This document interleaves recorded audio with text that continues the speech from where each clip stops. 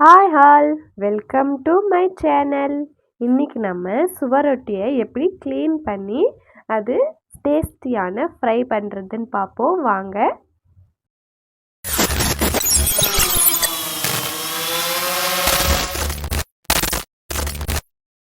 சேனலை சப்ஸ்கிரைப் பண்ணிட்டீங்களா? வாங்க வீடியோக்குள்ளே போகலாம்.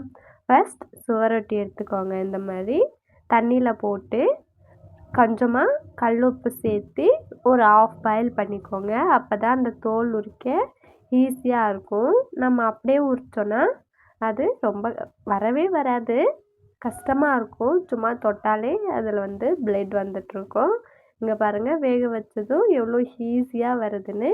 இந்த மாதிரி அது மேலே இருக்கிற ஒரு லேயரு ரிமூவ் பண்ணிவிடுங்க. ரெண்டுத்துலேயும் அது ரிமூவ் பண்ணலன்னா நம்ம அது ஃப்ரை பண்ணதுக்கப்புறம் அது மட்டும் தனியாக ஒரு மாதிரி கசுக்குன்னு சாப்பிடவே நல்லா இருக்காது, வேகாத மாதிரி இருக்கும். அதனால் அது ரிமூவ் பண்ணிட்டிங்கன்னா நல்லாயிருக்கும். அடுத்து இதை சின்ன சின்னதாக கட் பண்ணிக்கலாம். நான் காட்டுறேன் பாருங்கள். அந்த மாதிரி சின்ன சின்னதாக கட் பண்ணிக்கோங்க. வேக வச்சுருக்கிறதுனால அந்த அளவுக்கு பிளட்டெல்லாம் வராது, ஈஸியாக கட் பண்ணிட முடியும். கட் பண்ணி தனியாக எடுத்து வச்சுக்கோங்க. அடுத்து அடுப்பில் ஒரு கடாய் வச்சுக்கோங்க.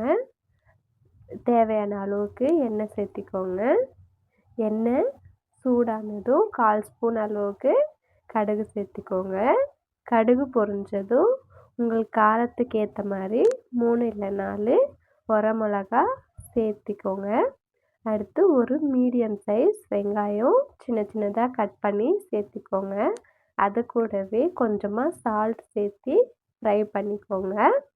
நல்லா வெங்காயம் கலர் சேஞ்ச் ஆனதும் மிளகு, சீரகம், 2 பல் பூண்டு நல்லா நசுக்கி அது கூடயே சேர்த்திக்கோங்க.